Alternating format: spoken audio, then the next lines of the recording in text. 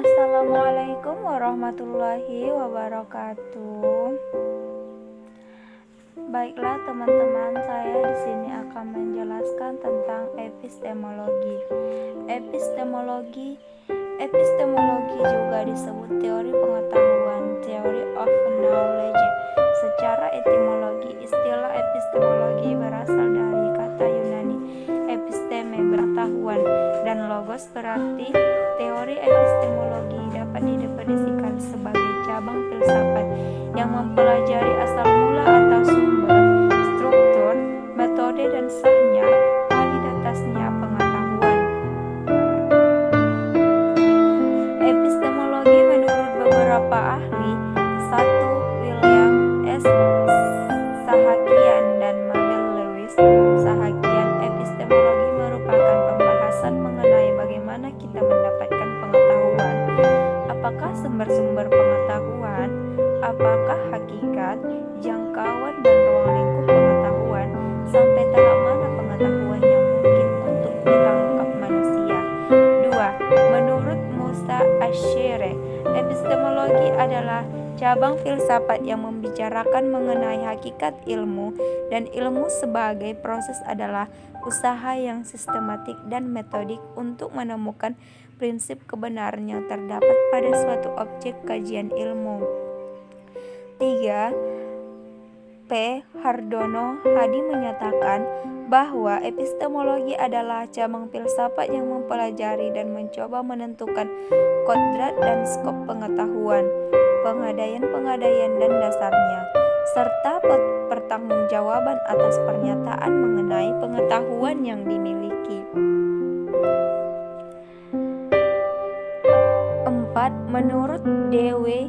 Hamilton, epistemologi sebagai cabang filsafat yang berurusan dengan hakikat dan lingkup pengetahuan, dasar dan pengendaliannya, serta secara umum hal itu dapat diandalkannya sebagai penegasan bahwa orang yang memiliki pengetahuan. 5. Menurut The Governors, epistemologi adalah cabang filsafat yang membahas sumber, struktur, metode, dan validitas pengetahuan. Sementara itu, Asyumardi Azra menambahkan bahwa epistemologi sebagai ilmu yang membahas tentang keaslian, pengertian, struktur, metode, dan validitas ilmu pengetahuan. Kendati adalah sedikit perbedaan dari kedua pengertian tersebut,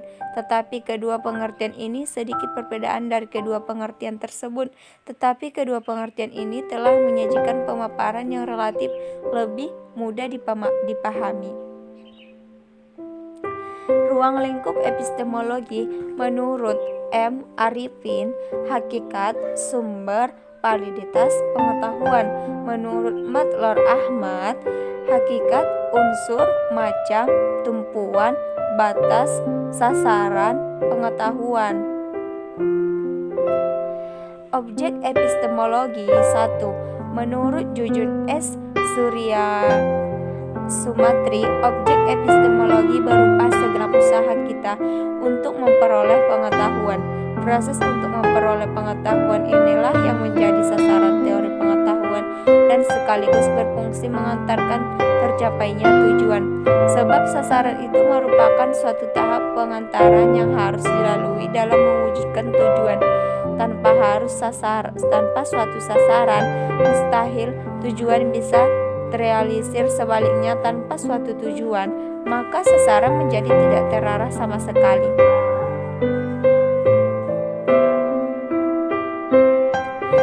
Landasan epistemologi metode ilmiah, yaitu cara yang dilakukan ilmu dalam menyusun pengetahuan yang benar. Metode ilmiah merupakan prosedur dalam mendapatkan pengetahuan yang disebut ilmu. Metode ilmiah merupakan penentuan layak tidaknya pengetahuan menjadi ilmu, sehingga memiliki fungsi yang sangat penting dalam bangunan ilmu pengetahuan. Jadi, metode ilmiah berperan dalam tataran transformasi dari wujud pengetahuan menuju ilmu pengetahuan. Bisa tidaknya pengetahuan menjadi ilmu pengetahuan yang bergantung pada metode ilmiah karena metode ilmiah menjadi standar untuk menilai dan mengukur kelayakan suatu ilmu pengetahuan. Sesuatu fenomena pengetahuan logis tetapi tidak empiris juga tidak termasuk dalam ilmu pengetahuan, melainkan termasuk wilayah filsafat. Dengan demikian, metode ilmiah yang selalu disokong oleh dua pilar pengetahuan, yaitu rasio dan fakta secara integratif. Dari epistemologi dilanjutkan dengan merinci pada metodologi yang biasanya terfokus pada metode atau teknik. Epistemologi itu tersendiri adalah subsistem dari filsafat, maka metode sebenarnya tidak bisa dilepaskan dari filsafat. Filsafat mencakup bahasa epistemologi, epistemologi mencakup bahasan metodologis, dan dari metodologi itu akhirnya diperoleh metode. Jadi, metode merupakan perwujudan dari metodologi, sedangkan metodologi merupakan salah satu aspek yang tercakup dalam epistemologi. Adapun epistemologi merupakan bagian dari filsafat. Jika metode ilmiah sebagai hakikat epistemologi, maka menimbulkan pemahaman bahwa di satu sisi terjadi kerancuan antara hakikat dan landasan dari epistemologi yang sama-sama berupa metode ilmiah, atau gabungan rasionalisme dengan empirisme, atau deduktif dengan induktif. Dan sisi lain berarti hakikat epistemologi itu bertumpu pada landasannya karena lebih mencerminkan esensi dari epistemologi. Dua macam pemahaman ini merupakan sinyalemen bahwa epistemologi itu memang rumit sekali, sehingga selalu membutuhkan kajian-kajian yang dilakukan secara berkesinambungan dan serius. Sekian persentase saya. Wassalamualaikum warahmatullahi wabarakatuh.